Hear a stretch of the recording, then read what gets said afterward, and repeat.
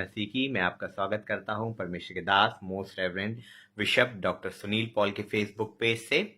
आज हम मनन करेंगे लूका उसका 22 अध्याय और उसका 50 पद, जो इस प्रकार कहता है, और उनमें से एक ने महायाजक के दास पर तलवार चलाकर उसका दाहिना कान उड़ा दिया।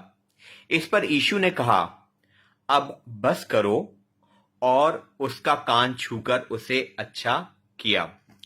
अब इसके बाद आगे इसके बारे में बाइबल में नहीं लिखा, पर मैं सोच रहा था कि जो महायाजक का दास था, ठीक है, वो पावर में होगा क्योंकि उसके ऊपर जो है अधिकारी बैठा है, ठीक है, और उस समय इन लोग का अच्छा खासा पावर था, तो उसके सेवक भी पावर में होंगे, पहली चीज।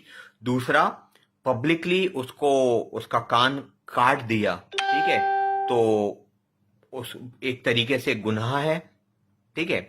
तीसरी बात, उसको बहुत जोर से इंसल्ट भी लगी होगी, क्योंकि जो लोग पावर में होते हैं उनको अगर आप छू लो या कुछ कर दो, उनको एक एटीट्यूड होता है, गुस्सा आ जाता है, तो इसको बहुत जोर से गुस्सा भी आया होगा, इसको इंसल्ट भी लगी होगी कि पब्लिकली मुझ पे तलवार चला दी और मेरे को मार भी दिया और बच गया, ठीक है। तो उसको इतनी सारी चीजों का गुस्सा आया होगा, जो बाइबल में नहीं है, मैं सोच रहा हूं, ठीक है।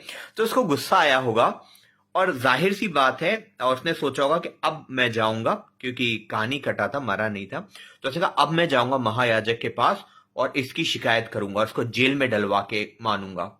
तो हो सकता है वो गया होगा और उसने कहा होगा कि जो यीशु मसीह का ये चेला है, ठीक है, यीशु मसीह को तो पकड़ लिया, पर इसका ये चेला है, इसने तलवार से मेरे कान को काट दिया, ठीक है, इसको भी सजा मिलनी चाहिए। तो जो महायाजक लोग बैठेंगे उन्होंने कहा, कहाँ, दिखाओ दिखाओ। तो उसने कहा, देखो देखो मेरा कान काट दिया। तो कहते, कहाँ, कुछ भी तो नहीं है तुम्हारा, था कान तो बिल्कुल बढ़िया है, दोनों कान बढ़िया है। कि नहीं नहीं, सही में उसने काटा था, मेरा कान तलवार से काट दिया था, हो सकता मुझे लग जाती, पर मेरा कान कट गया। वो कह रहे होंगे, कहाँ? वो कह रहे होगा, हाँ यही यही। कह रहे, दिख तो है नहीं रहा। शायद महायाजकों ने ये भी कहा होगा कि पीवी तो नहीं रखी है, हैं, होश में तो हो, तुम तो पूरे सही हो। पर उसने कहा होगा, नहीं नहीं किया था, पर बाद में यीशु मसीह ने उसको सही कर दिया। तो महायाजक, क्योंकि कुछ प्रूफ नहीं था, तो क्या करते, क्या आप कैसे किसी को कर सकते कि हाँ तुमने इसका कान काटा और कान बिल्कुल बढ़िया है, ठीक है, तो कुछ नहीं कर सकते उसमें। सेम आज हमारे साथ भी हुआ है।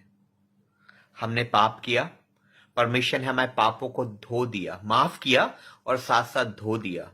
धोना मतलब अब कोई प्रूफ नहीं है कि आप बुरे थे या आपने बुरा किया था, कोई प्रूफ नहीं, परमेश्वर ने धो दिया।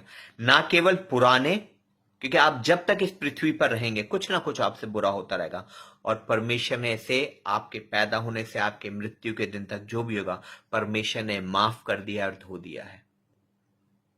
तो परमेश्वर ने आपके पापों को माफ कर दिया और धो दिया है।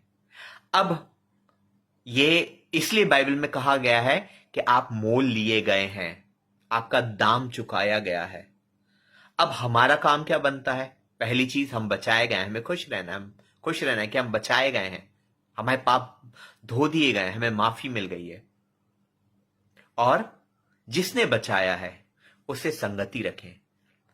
हम अपना समय व्यतीत करें प्रार्थना में, हम अपना समय व्यतीत करें परमेश्वर के वचन को पढ़ने में, और उसके साथ साथ जो परमेश्वर ने आपके जीवन में किया है उसको सबको बताएं भी, क्योंकि परमेश्वर ने आपके लिए इतना सब किया है और आप मोल लिए हुए हैं। तभी आपका जीवन एक ज्योति की तरह चमक पाएगा। परमेश्वर का धन्यवाद हो आज के वचन के लिए।